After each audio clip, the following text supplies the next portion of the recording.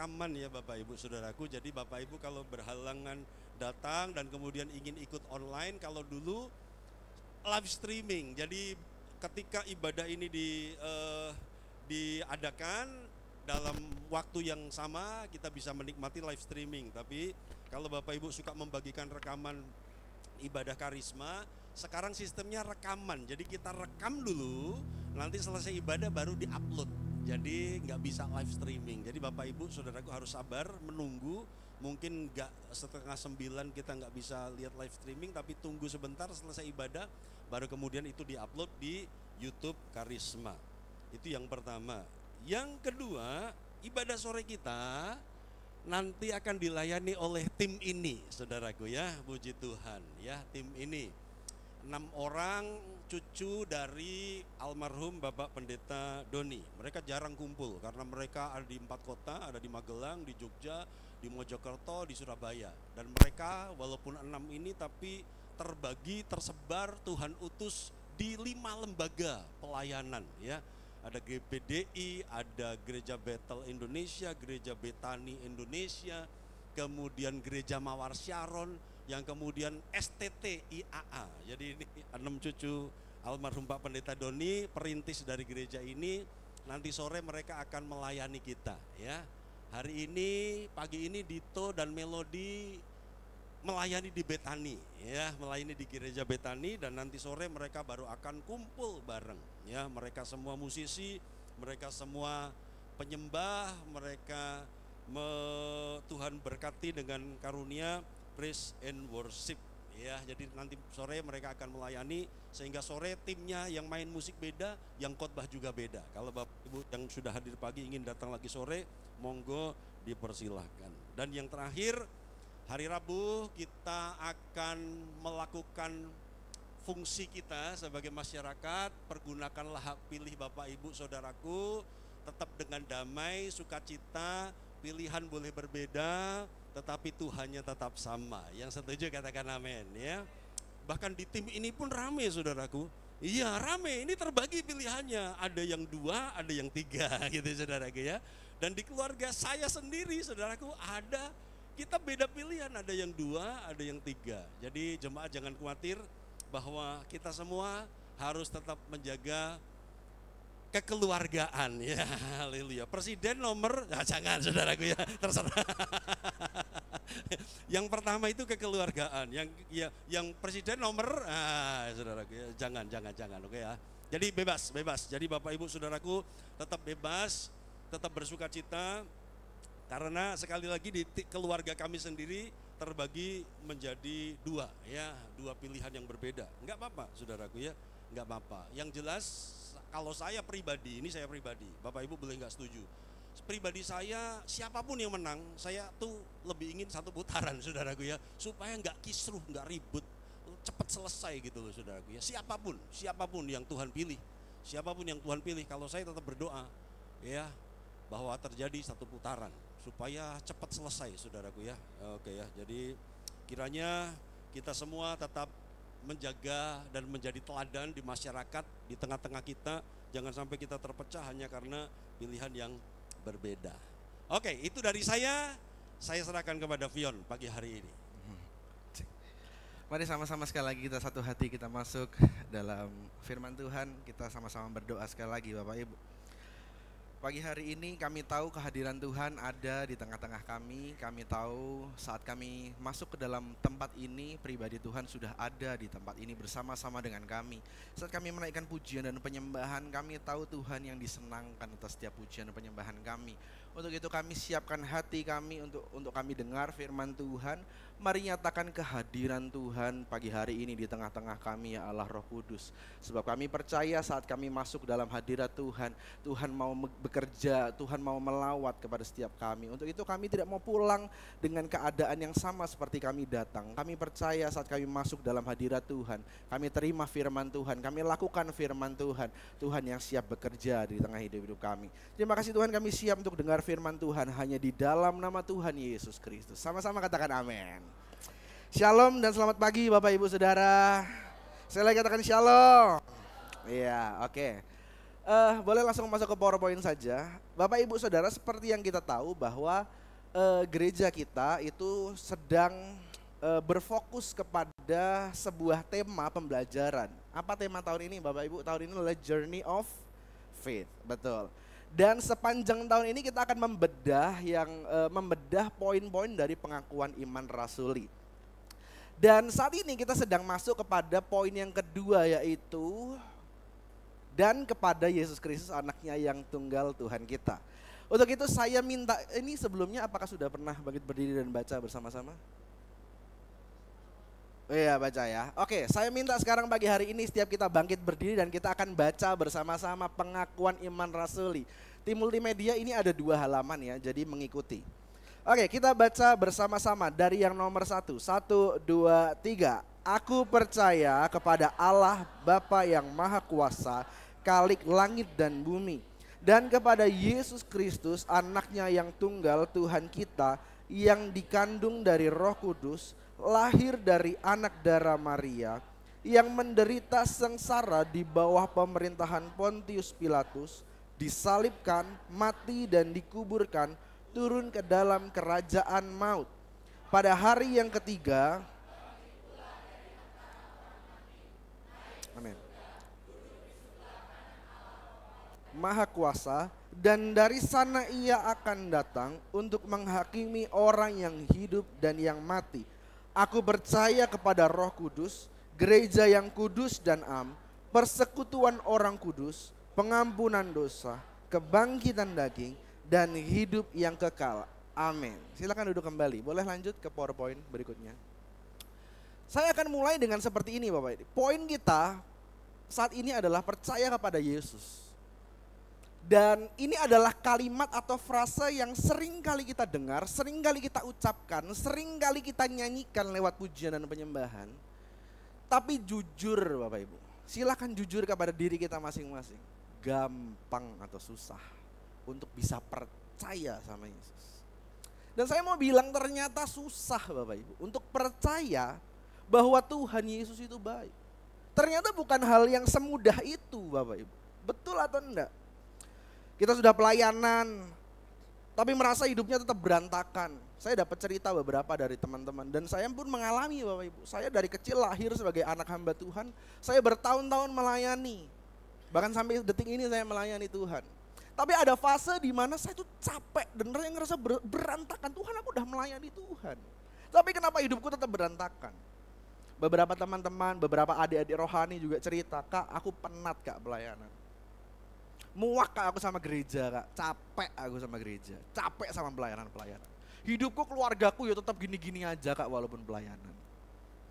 Ternyata susah untuk kita percaya bahwa kita sering banget bilang, kita sering sekali mendengar bahwa Tuhan Yesus itu Allah yang baik. Tuhan Yesus Allah yang baik, mari percaya tentang kebaikan Tuhan. Tapi faktanya, hidup kita faktanya gak baik-baik saja. Kita juga melihat potret-potret tentang hamba-hamba Tuhan yang katanya adalah pelayan Tuhan, tapi ternyata hidupnya gak baik, hidupnya bejat. Ya.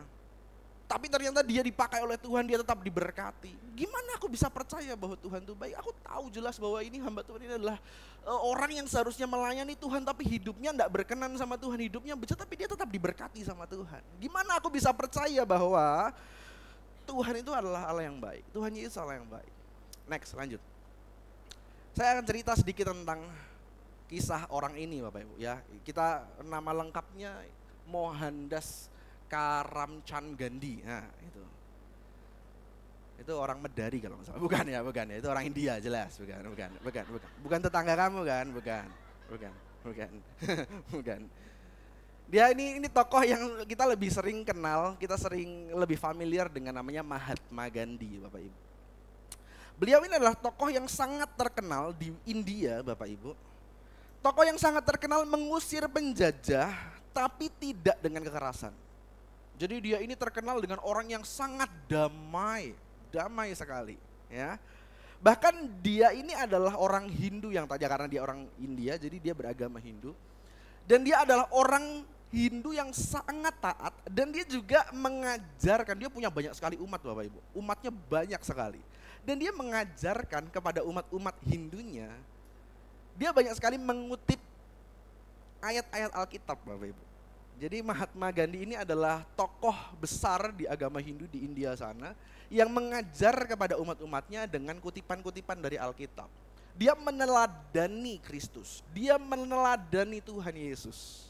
Lalu suatu ketika ada seseorang bertanya sama Mahatma Gandhi, bro, nggak tahu ya emangnya apa ya, nggak tahu. Gan, wah kan gitu kan, Gan. Kamu kan sering banget mengutip kalimat-kalimat di dalam Alkitab nih. Kamu sering banget mengajarkan kepada umat-umatmu memakai ayat-ayat di dalam Alkitab. Kamu sering meneladani apa yang Yesus ajarkan di dalam Alkitab. Kenapa enggak kamu jadi orang Kristen aja? Kenapa enggak kamu jadi orang Kristen dan kamu percaya sama Tuhan? Yuk masuk Kristen, yuk login yuk, bisa kali gitu kan. Mungkin gitu kali ya. Bisa kali, login yuk. Yuk Asya, bukan. Kalimat itu tidak ada ya. Lalu si Mahatma Gandhi dia bilang, saya suka sama Kristus. Saya suka sama Kristus kamu. Saya suka dengan Yesusnya kamu. Tapi saya enggak suka sama orang Kristen. Saya enggak suka sama pengikut Kristus. Karena bagi dia Bapak Ibu, pengikut Kristus itu tidak mengikuti ajaran Kristus. Dia bilang begini, seandainya kalau orang Kristen itu mengikuti ajaran Kristus seperti yang Alkitab bilang, maka satu India pasti sudah Kristen saat ini. Dia bilang begitu Bapak Ibu, saat itu. Artinya dia melihat sebuah potret Bapak Ibu di mana orang-orang Kristen yang seharusnya meneladani Kristus, tapi dia tidak melihat itu. Loh katanya Yesus itu baik, ya aku percaya Yesus itu baik, ya aku tahu Yesus itu baik, tapi kenapa pengikutnya seperti ini? Mahatma Gandhi berkata seperti itu. Dan ternyata memang susah Bapak Ibu, ternyata memang susah bahwa untuk kita percaya bahwa Tuhan Yesus itu baik. Bukan hal yang mudah, Next, lanjut. Ini judul khotbah saya Bapak Ibu. Susah percaya Yesus? Emang harus? Itu sebuah pertanyaan, judulnya adalah sebuah pertanyaan. Susah percaya Yesus? Saya akan mengajak setiap kita untuk kita membahas, sama-sama kita belajar tentang kenapa kita harus percaya Yesus. Waktu saya belajar tentang ini ternyata cukup dalam Bapak Ibu.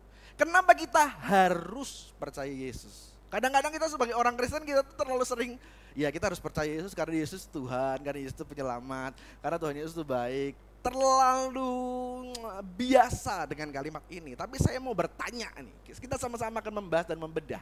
Kenapa kita harus percaya Yesus? Dan kenapa kita susah untuk percaya Yesus? Kita akan sama-sama bahas. Lanjut, next.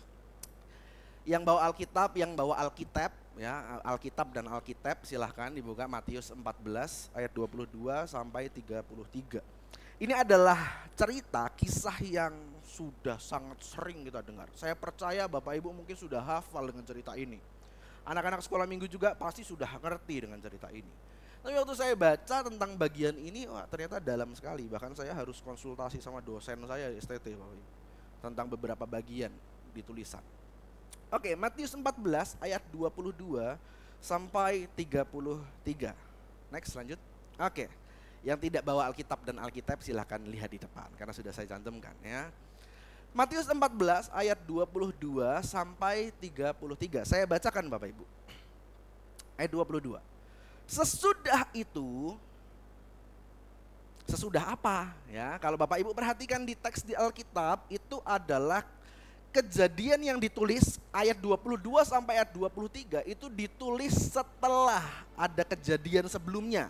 Kejadian apa? Ada peristiwa mujizat besar terjadi di mana Yesus memberi makan 5.000 orang. Ya, jadi kalau Bapak Ibu lihat di Alkitab di teks perikop sebelumnya itu ada kisah mujizat yang besar. Mungkin kita terlalu terbiasa dengar mujizat 5.000 orang. Ya, 5 roti dan 2 ikan, mujizat, dan kita sudah terlalu biasa dengan istilah itu. Tapi orang zaman itu, waktu mengalami situasi itu, mereka mengalami mujizat itu besar sekali, itu mujizat yang dahsyat sekali. Lalu ditulislah ayat ini. Sesudah itu, Yesus segera memerintahkan murid-muridnya naik ke perahu dan mendahuluinya ke seberang. Sementara itu ia menyuruh orang banyak pulang. Ya, jadi sekali lagi ini latar ceritanya, mujizat besar terjadi, Yesus memberi makan 5.000 orang. Perlu Bapak Ibu ketahui bahwa situasi saat itu, orang-orang yang melihat mujizat itu sangat terkagum dengan Yesus. Sangat memuji dan wow, amazed. Kok bisa? Dan mereka menganggap dan mereka sangat mendesak Yesus supaya dia menjadi Mesias, menjadi penyelamat secara politik. Karena saat itu bangsa Israel sedang dijajah oleh bangsa Roma. Waktu orang-orang melihat ngalami mujizat Yesus, wah keren. Kalau aku bisa mengikut Yesus, aku percaya bahwa semua masalahku pasti akan beres. Orang-orang pada zaman itu berpikir seperti itu Bapak Ibu. Kalau aku bisa mengikut Yesus, aku percaya semua hal dalam hidupku pasti akan beres. Karena ini adalah penyelamat, ini Mesias. Ayo jadikan dia raja. Orang zaman itu berpikir seperti itu. Tidak terkecuali para murid-murid Bapak Ibu. Murid-murid pun berpikir yang sama. Mereka menganggap bahwa Yesus ini dipanggil datang ke dunia untuk jadi penyelamat, jadi Mesias, tapi secara politik. Oke ya, itu latar belakangnya. Murid-murid pun punya kedewasaan iman yang masih rendah saat itu Bapak Ibu ya. Murid-murid pun masih sama seperti orang-orang lain yang melihat mujizat, yang melihat sesuatu yang spektakuler itu wah, ayo jadikan Yesus raja. Ayo jadikan Yesus pemimpin secara politik. Masih sama. Lanjut ayat 23. Dan setelah orang banyak itu disuruhnya pulang, Yesus naik ke atas bukit untuk berdoa seorang diri. Ketika hari sudah malam, ia sendirian di situ. Jadi di bagian ini Yesus memisahkan diri daripada orang-orang dan dari murid-murid. Pertanyaannya, kira-kira kenapa harus memisahkan diri? Kenapa harus menyuruh murid-muridnya pulang? Murid-muridnya berangkat duluan, menyeberang duluan. Kenapa harus menyuruh orang-orang untuk pulang? Menurut Bapak Ibu, jawab dalam hati saja. Menurut Bapak Ibu, kita tahu ini ceritanya adalah tentang Yesus nanti berjalan di atas air Bapak Ibu. Kita tahu ceritanya. Lalu nanti Petrus minta Yesus, ayo kalau engkau itu Tuhan, ajak aku mau juga jalan di atas air. Itu ceritanya di perikop ini. Menurut Bapak Ibu, di peristiwa ini, dan setelah orang banyak itu disuruhnya pulang, Yesus nyuruh orang-orang itu pulang. Yesus nyuruh para muridnya untuk berangkat duluan, jalan duluan, nyebrang duluan. Kira-kira Yesus tahu nggak setelah ini akan ada badai? Saya percaya Yesus tahu bahwa setelah ini akan ada badai. Murid-muridnya akan mengalami goncangan.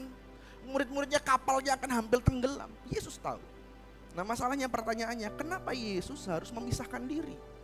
Kenapa enggak waktu Yesus kalau mau doa ajak aja para murid, yuk doa bareng yuk. Kita setelah pelayanan nih, kita habis melayani orang banyak.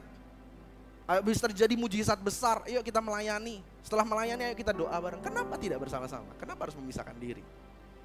Rasanya seperti Tuhan itu sedang men-setting sesuatu. Ya. Rasanya tuh seperti Tuhan tuh, Yesus tuh sedang merancang sesuatu. Apa yang mau Yesus tunjukkan dari peristiwa setelah ini? Yesus mau mengajarkan bahwa saat percaya dan mengikut Yesus, tidak semuanya akan beres. Faktanya begitu.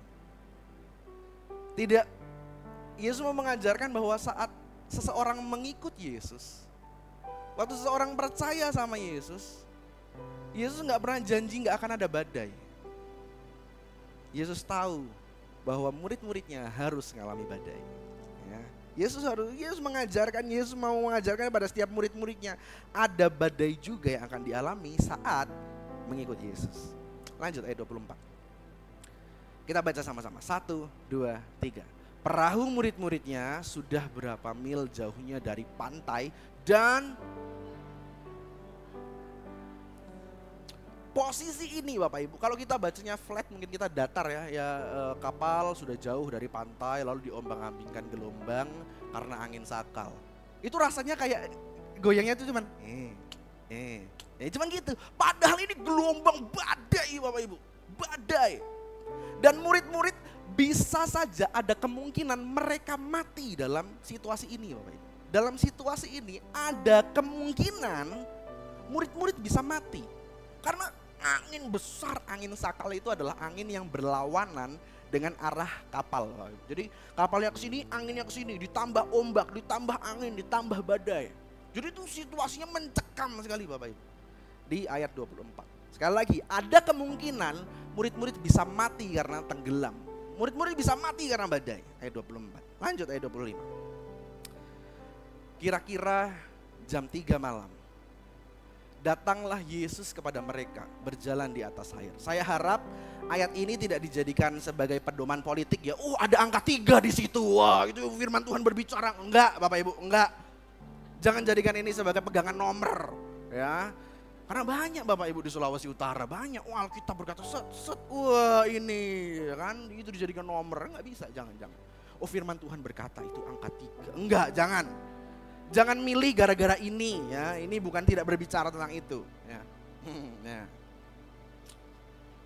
Iyanya kencang tuh, kayak tahu tuh ya kan mendukung mana. Enggak ya. Di ayat ini Bapak Ibu berkata kira-kira jam 3 malam sudah saatnya Yesus menampakkan diri kepada para murid-muridnya. Datanglah Yesus kepada mereka berjalan di atas air. Yesus jalan di atas air kira-kira jam 3 malam. Lanjut ayat 26. Ketika murid-muridnya melihat dia berjalan di atas air, mereka terkejut, kaget. Ya jelas lah ya, kalau kita jadi murid-murid juga kita pasti kaget Bapak Ibu. Ada orang bisa jalan di atas air kan. Belum pernah ada terjadi dalam sejarah manusia bisa jalan di atas air. Jelas pasti murid-murid sangat terkejut dan berseru, itu hantu. Jadi pertama keadaannya adalah murid-murid terkejut, lalu mereka teriak-teriak, itu hantu. Berteriak-teriak karena takut. Sekali lagi saya ceritakan, saya jelaskan bahwa kondisi murid-murid saat itu adalah mereka masih sama seperti orang-orang pada umumnya yang kedewasaan rohaninya belum bertumbuh. Kedewasaan rohaninya masih anak-anak, masih cetek. Jadi mereka masih gampang untuk namanya terkejut, berseru, teriak-teriak, gak jelas, takut. Bahkan melihat pribadi Tuhan seperti hantu. Mereka gak bisa membedakan mana Tuhan, mana hantu. Ya. Oke, lanjut ayat 26. Ayat 27. Kita baca sama-sama. 1, 2, 3. Tetapi segera Yesus berkata kepada mereka, tenanglah, aku ini, jangan takut. Saya tuh kagum sama Yesus Bapak. Saya kagum. Tuhan Yesus izinkan, saya percaya waktu murid-murid itu sedang ada dalam masalah, Tuhan Yesus tuh izinkan para murid-murid untuk mengalami hal itu. Tapi yang berkali-kali saya bilang kepada jemaat Tuhan di Karisma Family, waktu privilege keuntungan kita sebagai anak Tuhan adalah waktu Tuhan izinkan kita masuk dalam sebuah masalah, waktu Tuhan izinkan kita masuk dalam sebuah problema, Tuhan juga kasih solusinya. Keren ya? Saya bangga sekali saya punya Tuhan Yesus. Karena waktu murid-murid diizinkan ngalami badai, waktu murid-murid diizinkan hampir mati, Bapak Ibu, situasinya goncang. Mungkin mereka saling bertabrakan di kapal. Mungkin mereka pegangan, mungkin kapalnya goyang Bapak Ibu. Basah, mungkin bertabrakan dengan barang-barang. Ketemplean ikan gitu mungkin gak, saya gak tahu Bapak Ibu ya. Gak tahu. Amis loh Bapak Ibu, ketemplean ikan di pipi. Ya kan? Amis loh, ya kan? Mungkin Petrus sudah skincarean tapi aduh sunscreenku gitu kan. Sia-sia. Sia-sia. Waktu Tuhan izinkan para murid-murid itu mengalami masalah-masalah yang badai, yang bahkan hampir mati, Tuhan Yesus datang. Tenanglah aku ini, jangan takut. Saya bangga sama Tuhan Yesus karena di cerita ini, di kisah ini, Yesus yang harus aktif untuk membuat para murid-murid percaya. Tenang, aku ini aku. Yesus yang aktif, ada tindakan aktif untuk membuat para murid-murid percaya bahwa Yesus adalah Tuhan. Di kisah ini kita bisa belajar bahwa sebenarnya waktu kita percaya sama Tuhan Bapak Ibu, waktu kita memutuskan untuk kita percaya sama Yesus, itu bukan karena kekuatan kita. Kalau sampai saat ini mungkin ada Bapak Ibu yang belum bisa percaya sama Yesus secara sepenuhnya. Tapi ada beberapa Bapak Ibu teman-teman mungkin yang bisa percaya, aku percaya sama Yesus. Apapun yang terjadi, mau sebesar apapun gelombang masalahku, aku percaya sama Yesus. Kalau ada Bapak Ibu Saudara yang tingkat imannya sudah setinggi itu Bapak Ibu, saya percaya waktu kita bisa percaya sama Yesus itu bukan karena kekuatan kita, tapi Yesus yang aktif, secara aktif membuat kita bisa percaya sama dia. Keren ya Tuhan Yesus ya. Kasih tepuk tangan dulu dong untuk Tuhan Yesus. Wih, Tuhan Yesus dahsyat, Tuhan Yesus dahsyat. Jadi Tuhan yang memampukan kita untuk bisa percaya kepada dia, ya. Lanjut ayat 28. Lalu Petrus, si paling nyablak Bapak Ibu ya. Si paling ngomong duluan baru mikirnya belakangan, ya kan? Ya kan? Itu banyak kita nih anak-anak zaman sekarang sukanya ngomong dulu tapi nggak mikir gitu kan. Ngomong nyablak aja dulu kan, nanti aduh salah ya kayak salah deh gitu kan. Ini Petrus nih, Petrus seperti ini. Lalu Petrus berseru dan menjawab dia dalam ketakutan, dalam goncang. Wow, Tuhan, apabila engkau itu, bayangkan perasaannya. Segila apa pikiran Petrus itu kan Bapak Ibu kan. Aneh banget orang ini ya kan. Tuhan, apabila engkau itu, suruhlah aku datang kepadamu berjalan di atas air. Yang pun emang ngomong doang gitu kan. Ngomong dulu, berjalan di atas air. Kalau tenggelam, kalau mati gimana? Pasti gitu Bapak Ibu, Petrus Bapak Ibu. Ya kan? Ngomong dulu yang penting. Mungkin waktu dia ngomong, mungkin Bapak Ibu, mungkin waktu dia ngomong itu sama Tuhan, aduh aku salah ngomong, aduh Tuhan please larang aku, tolong aku salah ngomong, please larang aku. Mungkin kalau Petrus saya seperti itu Bapak Ibu ya. Nah, kalau engkau Tuhan suruh aku jalan di atas air, aduh larang, please salah. Tapi jawab Yesus Bapak Ibu. Next lanjut ayat 29. Kata Yesus, datang. Tuhan Yesus emang maha kocak ya Bapak Ibu ya. Tuhan Yesus kayaknya tahu deh hati Petrus ya kan. Datang. Kamu nantang ya kan, ayo lakukan. Gentle ya kan. Kata Yesus, datanglah. Maka Petrus turun dari perahu. Emang nekat emang arah gitu kan. Maka Petrus turun dari perahu dan berjalan di atas air mendapatkan Yesus. Jadi satu-satunya manusia yang bisa jalan di atas air selain Yesus adalah Petrus. Petrus mengalami peristiwa Petrus bisa berjalan di atas air. Ya kalau mau coba silakan, kalau mau coba boleh. Latihan dulu di ember. Latihan dulu di ember loh ya. Picik gitu Bapak Ibu. Silakan. Latihan dulu ya. Ya ampun. Yang sabar ya Mbak Santi ya kalau melihat nanti embernya rusak. Jadi di kejadian ini Petrus itu sesaat dia bisa jalan di atas air dan menjumpai datang kepada Yesus.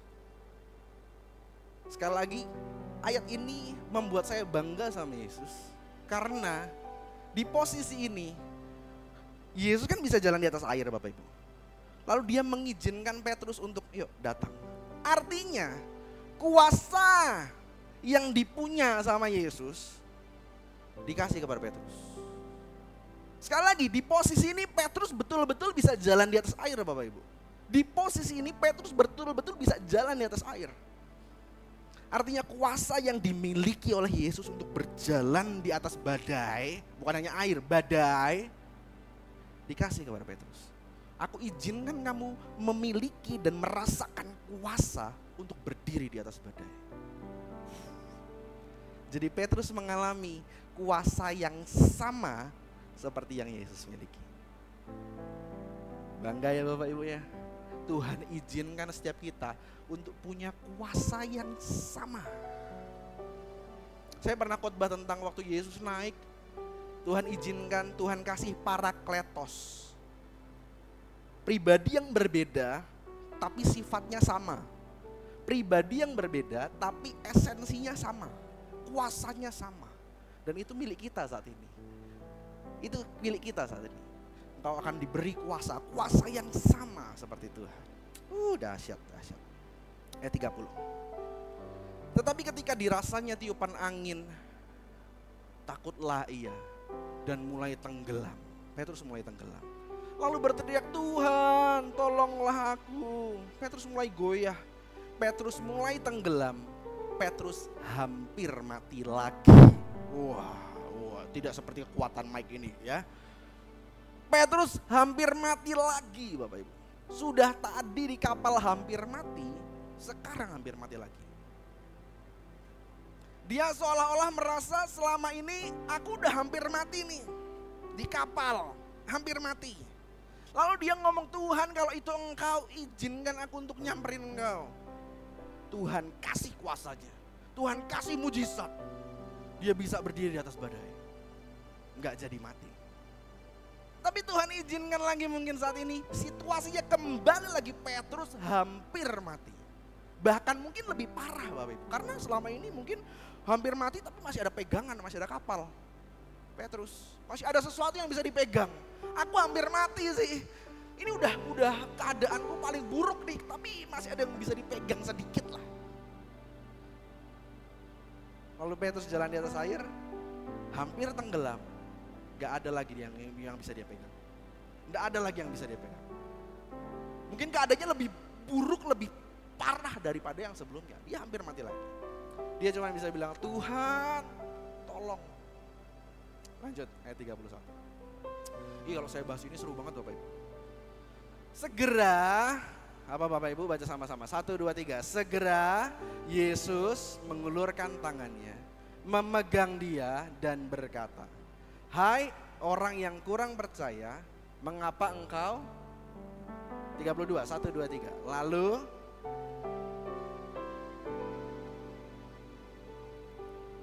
waktu ini saya nanya sama dosen saya Bapak Ibu. Waktu kan Tuhan Yesus yang mengizinkan, Tuhan Yesus yang memberi kuasa kepada Petrus untuk dia bisa berjalan di atas air, betul ya? Saya tanya, Bu, waktu Petrus bisa jalan di atas air, kira-kira itu murni karena iman dia atau itu betul-betul kuasa dari Tuhan? Karena saya bilang gini, karena kalau itu kuasa dari Tuhan, waktu Petrus tenggelam, apakah itu artinya kuasanya melemah? Wah itu pertanyaan teologis sekali Bapak Ibu ya, pertanyaan teologis. Makanya saya harus konsultasi sama dosen saya Bapak Ibu. Bu, artinya apakah itu kuasa Tuhan itu melemah Bu? Waktu kan Petrus tenggelam, Tuhan izinkan kuasanya mengalir dalam hidup Petrus. Tapi toh juga Petrus tenggelam dalam posisi dia ngalami mujizat, dalam posisi dia ada kuasa, dia hampir tenggelam. Maka kata dosen saya gini Bapak Ibu, itulah Tuhan. Dia mengizinkan setiap kita untuk mengerti bahwa dalam mengikut Yesus, dalam percaya sama Yesus, tidak semuanya seperti apa yang kita pikirkan. Tidak semuanya tentang berhasil, sukses. Yes. Mujizat, disembuhkan, dipulihkan, diberkati, semuanya melimpah. Oh, enggak. Itulah Tuhan. Tuhan lagi ngajarin Petrus bahwa waktu mengikut Yesus, iring Yesus, ada badai dan bahkan bisa mati. Ada salib yang harus dipikul oleh Petrus. Yesus membiarkan Petrus tenggelam sesaat untuk mengajarkan bagaimana cara beriman dengan benar kepada pribadi yang benar. Lanjut ayat 33, ayat terakhir. Baca sama-sama, 1, 2, 3.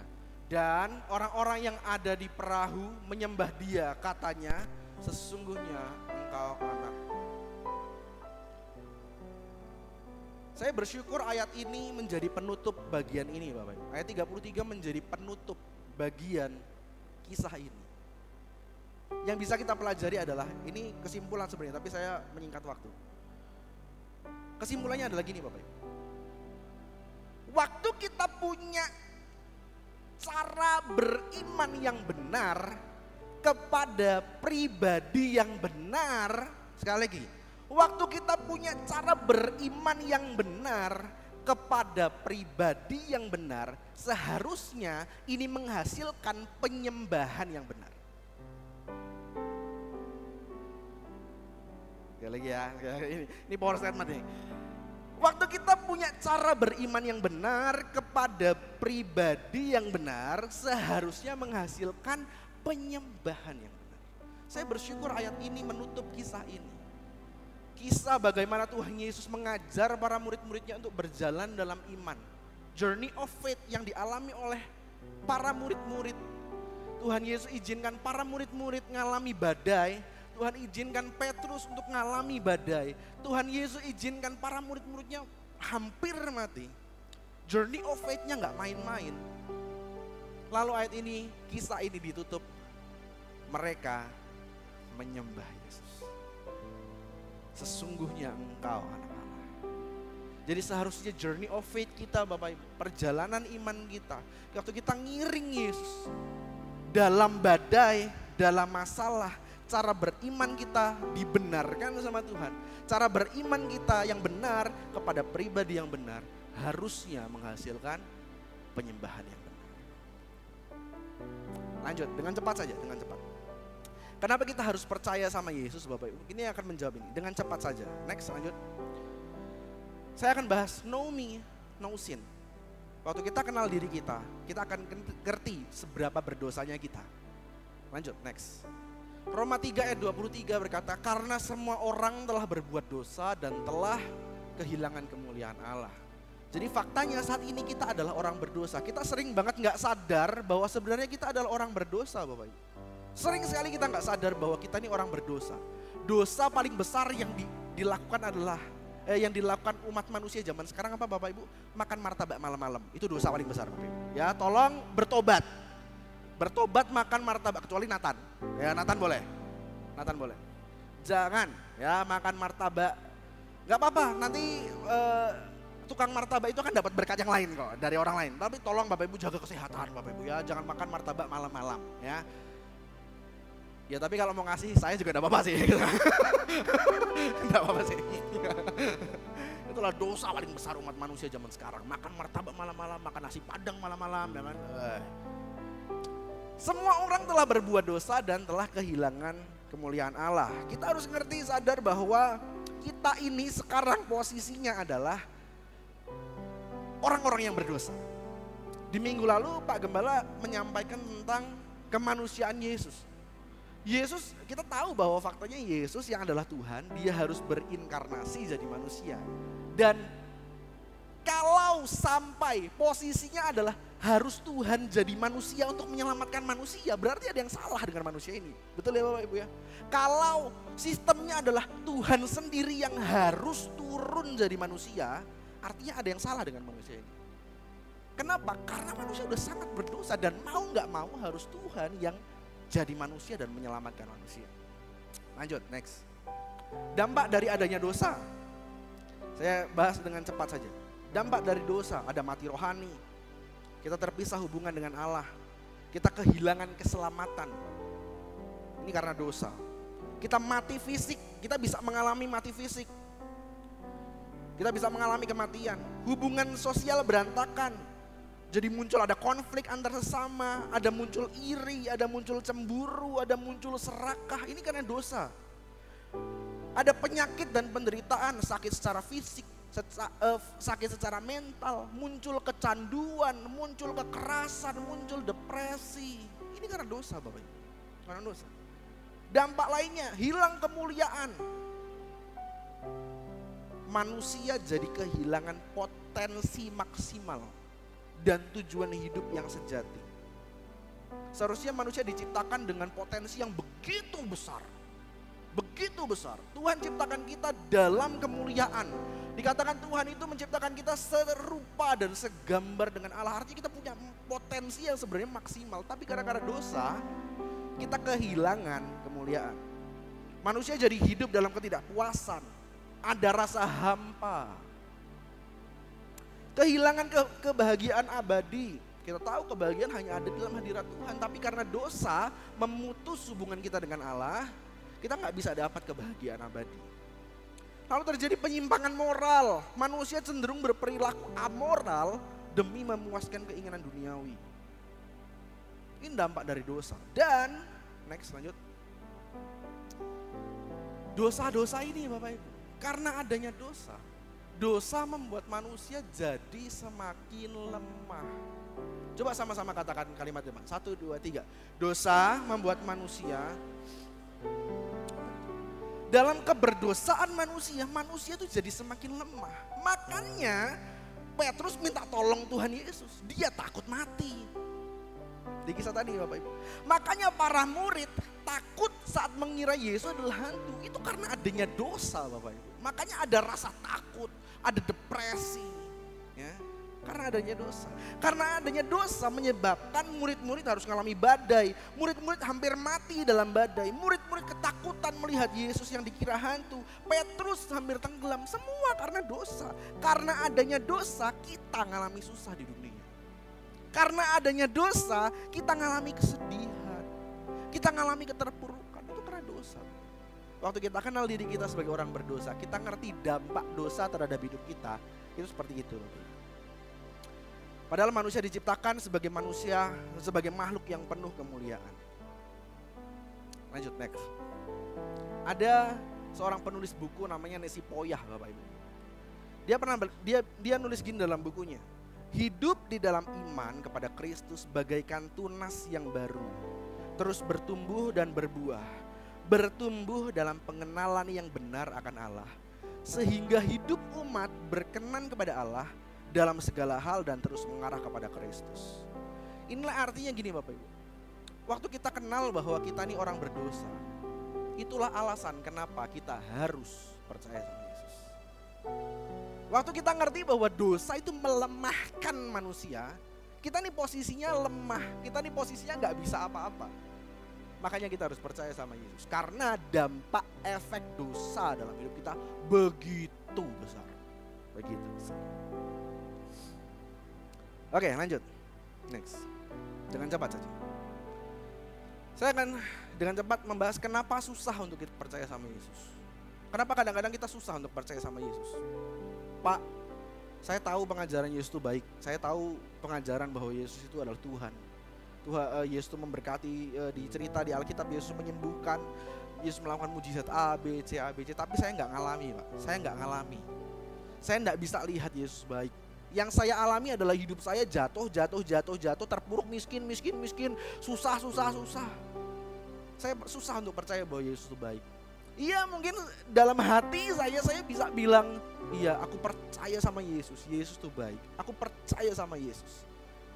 Tapi ada hati, ada ruang kecil dalam hati saya yang, betulkah Yesus baik? Kalau Yesus baik, mana buktinya? Kenapa kita susah percaya kepada Yesus? Know Jesus, trust Jesus. Next, lanjut. Kita baca sama-sama. 1, 2, 3. Kepercayaan harus dibangun atas dasar pengenalan yang benar. Pengenalan yang benar harus dibangun atas dasar. Untuk kita dengan kata lain, dengan singkatnya Bapak Ibu, untuk kita bisa percaya sama Yesus, kita harus punya relasi yang benar terhadap Yesus. Waktu kita mau jalankan bisnis, kita mau mempercayakan harta kita kepada orang lain misalnya, atau kita berjanji lalu kita pacaran misalnya Bapak Ibu. Bapak Ibu gak usah pacaran ya, maksudnya jangan pacaran lagi, jangan sama orang lain. Maksudnya kita adik-adik ya kan, masih muda. Oh iya. Makasih Mas Hendra kodenya. Waktu kita mau percaya sama orang lain, ini harus dibangun atas dasar pengenalan yang benar. Kita mau nabung kepada bank tertentu, kita pasti riset, kita cari tahu. Betul ya Bapak Ibu, bank ini seperti apa, bunganya seberapa, kita harus mencari tahu, kita harus kenal terhadap bank ini. Kita mau main saham misalnya, kita harus tahu kita mau menaruh saham kita di mana. Kita harus kenal. Makanya kepercayaan harus dibangun atas dasar pengenalan yang benar. Dan pengenalan yang benar harus dibangun atas dasar relasi yang benar. Next, lanjut. Baca sama-sama 1 Yohanes 4 ayat 16. 1, 2, 3. Kita telah mengenal dan telah percaya akan kasih Allah kepada kita. Allah adalah kasih, dan barang siapa tetap berada di dalam kasih, ia tetap berada di dalam Allah, dan Allah di dalam dia. Keren ya ayat ini ya. Jadi untuk kita bisa percaya sama Tuhan, harus ada fase kenal sama Tuhan. Untuk kita bisa percaya sama Tuhan, kita harus ada fase di mana kita kenal sama Tuhan. Jadi kita gak bisa percaya sama Kristus, kita gak bisa percaya sama Yesus sepenuhnya kalau kita gak kenal siapa itu Yesus. Kalau kita tidak mengenal siapa pribadi Yesus. Masalahnya 3,5 tahun murid-murid mengikut Yesus. ternyata itu bukan waktu yang cukup untuk mereka kenal siapa Yesus. 3,5 tahun mereka setiap hari ketemu, berjalan, nongkrong, makan bareng, pelayanan bareng. Dari kota A ke kota B berjalan bersama-sama 3,5 tahun. Ternyata bukan waktu yang cukup untuk para murid-murid mengenal, punya relasi yang benar terhadap Yesus. Kisah ini ditulis di pasal 14 Bapak Ibu tadi yang badai. Ditulis di pasal 14. Padahal sebenarnya sesaat lagi murid-murid akan menyaksikan Yesus masuk kepada masa penderitaan. Yesus bentar lagi mati, Yesus bentar lagi bangkit. Sesaat lagi. Tetapi pertumbuhan iman para murid-murid ternyata juga belum bertumbuh. Hasilnya mereka masih sama seperti kebanyakan orang. Jadi sama seperti ya mungkin kita juga Bapak Ibu kadang-kadang ya. Lanjut next. Jadi kenapa susah untuk percaya Yesus Bapak Ibu? Karena tidak adanya relasi yang baik dengan Tuhan. Kenapa kita susah untuk percaya sama Yesus? Karena kita nggak punya relasi yang baik sama Tuhan. Next. Ini sempat disinggung sedikit sama Pak Hendra ya. Ada Christopher Tabiheru, dia bilang jangan hanya aku tahu kepalanya Bu Hendra apa nih pikirannya nih, aku tahu. Ya, saya singgung ya Bapak Ibu ya. Jadi Christopher Tabiheru ini adalah nama yang unik Bapak Ibu ya, nama yang unik. Untung namanya Christopher, bukan Harry, ya kan? Karena lucu kalau namanya Harry tapi Heru ya, gitu Bapak Ibu. Itu yang ada di kepala Bu Yuplin, saya jelaskan Bapak Ibu ya. Itu yang ada di kepala Bu Yuplin. Untung namanya Christopher, ya kan? Karena kalau namanya Harry lucu, Harry tapi Heru ya. Atau lebih lucu lagi kalau namanya Heru, ya kan? Heru tapi Heru lah. Kenapa dibandingkan ya kan? Ya, jadi ini marga Bapak Ibu. Jadi kayaknya bagi orang yang punya marga ini adalah ada sebuah aturan tidak tertulis, tidak boleh memberi nama anak Harry, Heru, Hera, Hero gitu, nggak boleh. Nggak boleh. Christopher boleh. Christopher tapi Heru. Jadi dia Christopher apa Heru gitu kan. Masih lucu ya jokes itu ya. Itu kayaknya udah bertahun-tahun lalu gue sampaikan itu. Jadi beliau, biar gak usah, pernah menyampaikan ini dan sempat disinggung sama Pak Hendra. Miliki iman, bukan hanya iman yang besar tapi iman yang benar. Karena dia bilang gini, iman yang besar itu adalah iman yang sebesar biji sesawi, adalah iman yang bisa memindahkan gunung. Itu iman yang besar. Bahkan sebesar biji sesawi dibilang sama Tuhan itu adalah iman yang besar. Karena bisa memindahkan gunung. Tetapi iman yang benar adalah iman yang waktu kita beriman gunungnya pindah tapi ternyata nggak pindah, kita tetap punya rasa percaya sama Tuhan. Itu iman yang benar. Keren ya. Jadi iman yang besar, keren kalau kita punya iman yang besar, bisa memindahkan gunung. Tapi kalaupun gunungnya nggak pindah, setidaknya kita punya iman yang benar. Karena walaupun gunungnya nggak pindah, kita tetap percaya sama Tuhan. Gitu ya. Seringkali kita nggak ngalami kebaikan, kita nggak ngalami pemulihan, kita nggak ngalami pertolongan Tuhan, bukan karena Tuhan tidak melakukannya, tapi karena kita nggak punya relasi yang benar sama Tuhan. Sebenarnya Tuhan lakukan kok. Sebenarnya Tuhan menolong, Tuhan memulihkan, Tuhan menjawab doa. Tapi kita merasa bahwa Tuhan tuh kok nggak ngapa-ngapain, karena kita nggak punya relasi yang benar sama Tuhan. Next, lanjut. Ya, ini yang tadi saya sampaikan. Bersyukurnya Bapak Ibu bahwa kisah ini ditutup dengan ayat ini. Sekali lagi kita baca Bapak Ibu. Sekali lagi kita baca. 1, 2, 3. Dan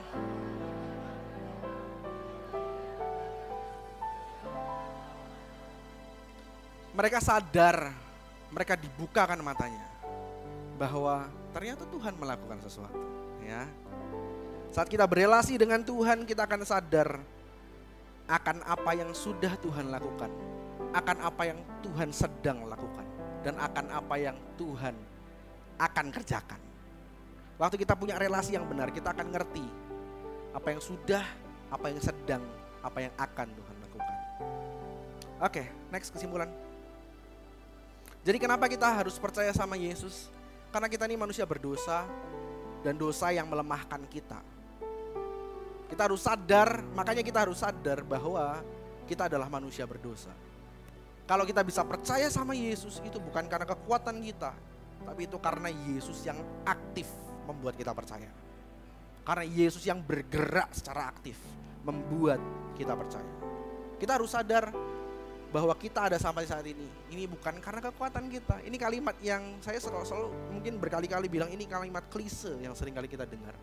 Tapi itu sebenarnya kuasanya dahsyat sekali, statementnya dahsyat sekali. Kalau kita ada sampai saat hari ini, itu bukan karena kekuatan kita, tapi karena Yesus yang aktif berperkara dengan kita. Kenapa harus percaya Yesus? Karena kita manusia berdosa, dosa melemahkan kita. Untuk itu sadari bahwa kita adalah manusia berdosa. Kenapa susah untuk percaya Yesus? Karena kita tidak punya relasi yang benar terhadap Yesus, dengan Yesus. Untuk itu bangun relasi yang benar dengan Tuhan. Bersama-sama dengan saya katakan, sadari bahwa aku orang berdosa. 1, 2, 3. Mari bangun relasi yang benar dengan Tuhan, untuk aku bisa membangun percaya kepada Tuhan. Saya serahkan kepada Pak Gembala. Tuhan Yesus memberkati. Haleluya, kita perlu Tuhan, saudaraku ya.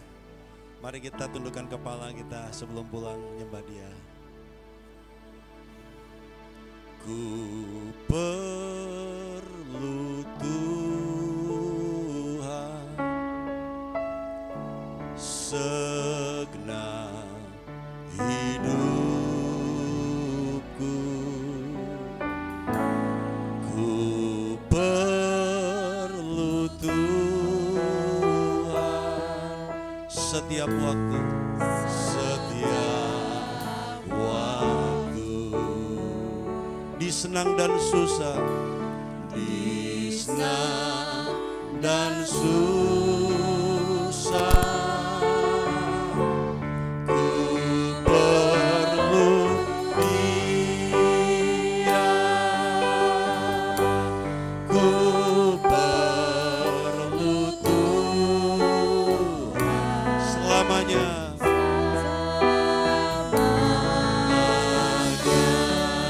ku perlu Tuhan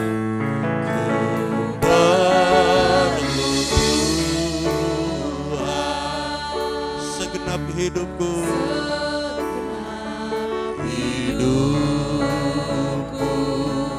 ku perlu Tuhan, perlu Tuhan setiap waktu.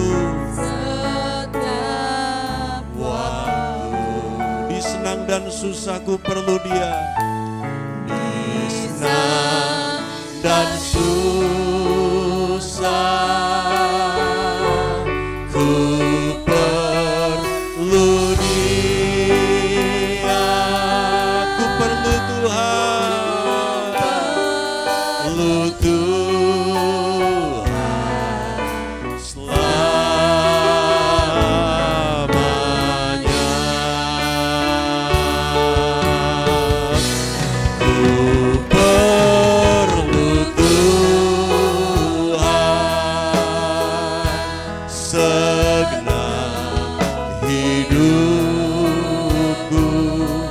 perlu Tuhan, setiap waktu, setiap waktu. Di senang dan susah, di senang dan susah ku perlu Dia, perlu Dia. Perlu Tuhan selamanya, perlu Tuhan selamanya. Mari kita katakan kepada Dia, ku perlu Tuhan, perlu Tuhan segenap hidupku. Tuhan, kami perlu Engkau. Ku perlu Tuhan setiap waktu, di senang dan susah ku perlu Dia.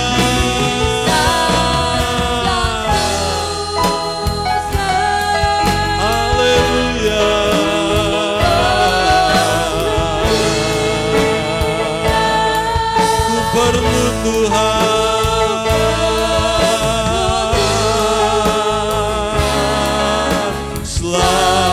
Mari kita berdiri bersama-sama. Ku perlu Tuhan, ku perlu Tuhan.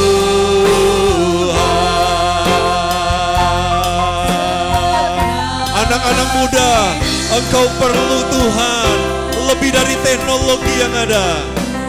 Anak-anak muda, engkau perlu Tuhan setiap waktu, disenang dan susah. Haleluya.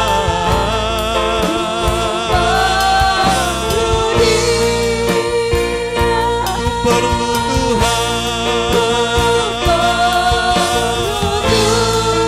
selamanya.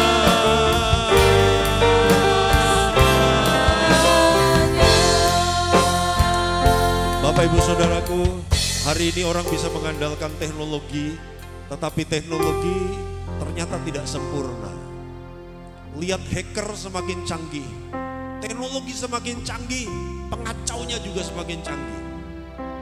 Kemudahan-kemudahan melalui teknologi begitu luar biasa, tapi kesulitan yang ditimbulkan juga luar biasa.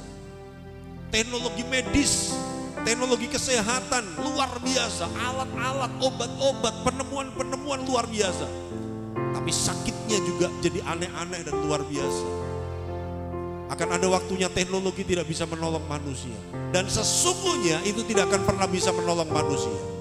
Anak-anak muda, bergantunglah kepada Tuhan lebih dari engkau bergantung kepada wifi.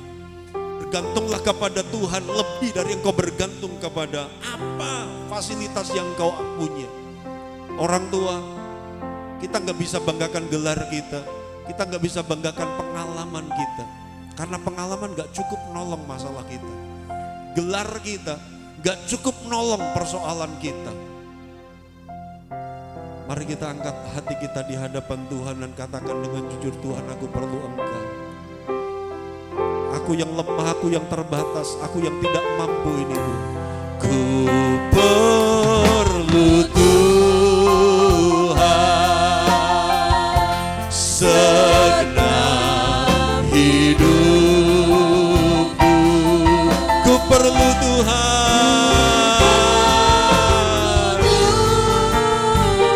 setiap waktu, disenang dan susah.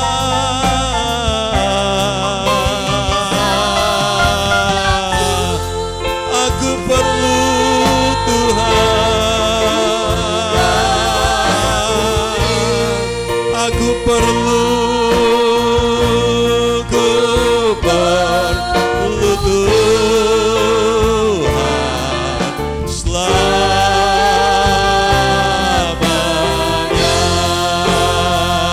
Ku perlu Tuhan,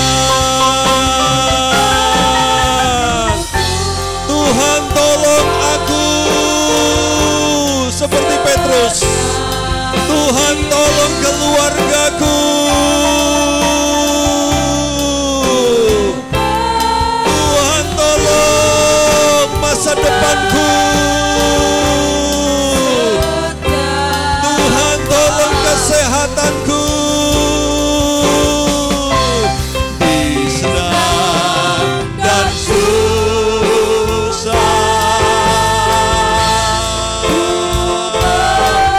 ku perlu Yesus.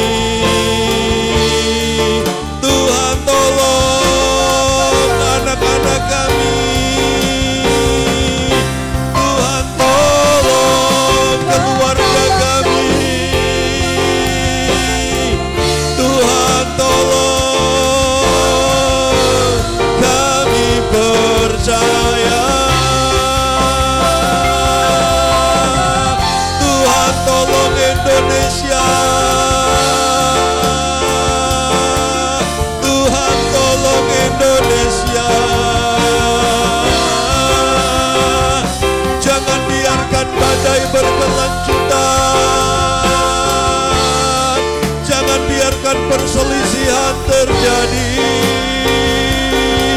Tuhan selamatkan Indonesia.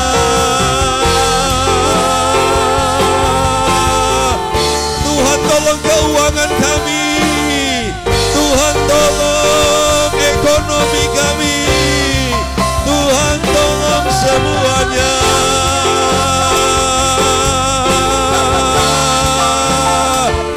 Kami ingin bebas hutang Tuhan.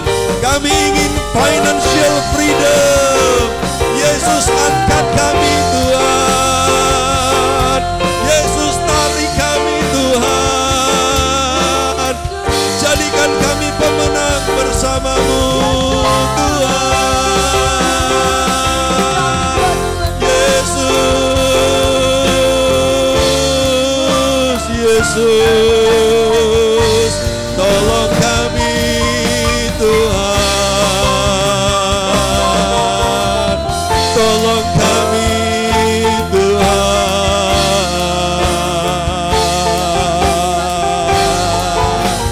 Tolong kami Tuhan. Tuhan Yesus setia. Mari angkat tangan kita. Dia sahabat kita dalam segala susahku, selalu menolong, selalu menghibur, menguatkan. Dia mengerti bahasa tetesan air mata. Dia tahu engkau sedang tenggelam dan dia sedang datang menarikmu. Dia tahu engkau sedang mengalami badai dan dia datang untuk menolongmu. Tuhan Yesus setia.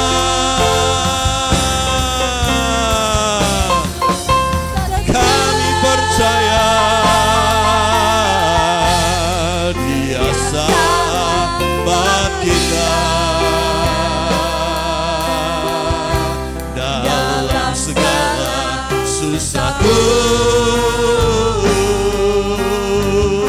selalu menghiburku.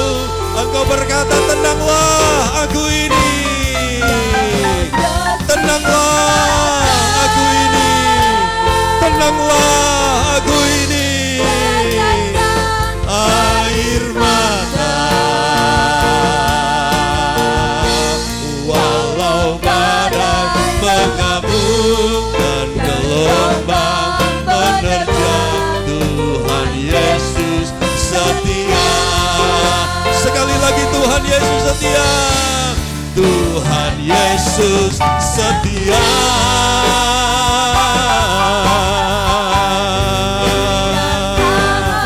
Tuhan tolong kami, Tuhan tolong kami, Tuhan tolong kami, selalu menghiburku.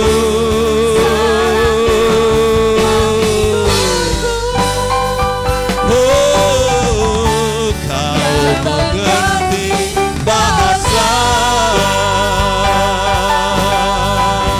tetesan air mata. Walau badai mengamuk dan gelombang menerjang, Tuhan Yesus setia. Walau badai mengamuk, walau badai mengamuk dan gelombang menerjang, Tuhan Yesus setia. Walau badai mengamuk, mengamuk dan gelombang menerjang, Tuhan Yesus setia.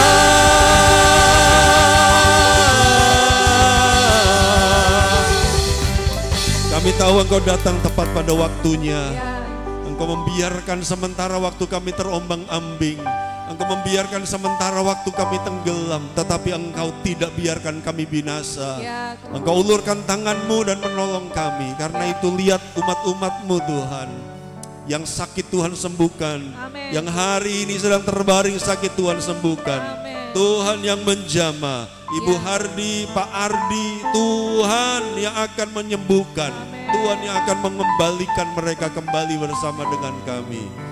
Kami berdoa buat Indonesia Tuhan. Biarkan Engkau menolong Indonesia. Biarkan Indonesia tidak terombang-ambing. Biarkan Indonesia tidak hancur. Kami berdoa untuk pemilu hari Rabu nanti. Tuhan tolong kendalikan situasi. Engkau yang memimpin semua pemilihan, baik presiden, baik legislatif. Tuhan yang menolong, pilihkan pemimpin yang terbaik buat kami. Tuhan yang menolong memilihkan pemimpin yang terbaik buat kami Tuhan. Damai sejahtera atas gereja Tuhan. Dan biarkan kami semua menjadi teladan, pembawa damai, pembawa terang. Dan biarkan Engkau Tuhan yang menolong. Kami berdoa buat saudara-saudara kami, teman-teman saudara-saudara Tionghoa yang sedang merayakan tahun baru Chinese Tuhan. Berkati. Mungkin mereka menanti hujan hari ini. Tetapi kalaupun hujan fisik tidak tercurahkan, kami berdoa ada hujan keselamatan terjadi. Kami berdoa ada hujan pertobatan terjadi. Jumpai mereka Tuhan. Selamatkan saudara-saudara kami Tuhan. Teman-teman Tionghoa Tuhan, jumpai mereka. Hujan pertobatan terjadi. Keselamatan, berkat yang sesungguhnya.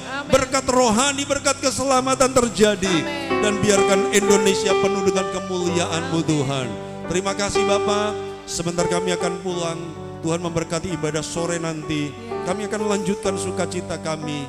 Hadir dalam hadirat dan kemuliaan Tuhan yang lebih lagi Tuhan. Dan sekarang saudara-saudaraku, pulanglah. Bawalah berkat damai sejahtera dari Allah Bapa, kasih sayang anaknya yang tunggal, persekutuan Roh Kudus, memelihara roh jiwa tubuhmu sempurna tak bercacat sampai Yesus datang menjemput gereja. Terimalah keberhasilan yang maksimal. Terimalah perlindungan yang sempurna. Terimalah keberuntungan yang ajaib. Dalam nama Yesus, haleluya. Amin. Selamat pagi. Shalom. Gongsi Pacoy. Haleluya.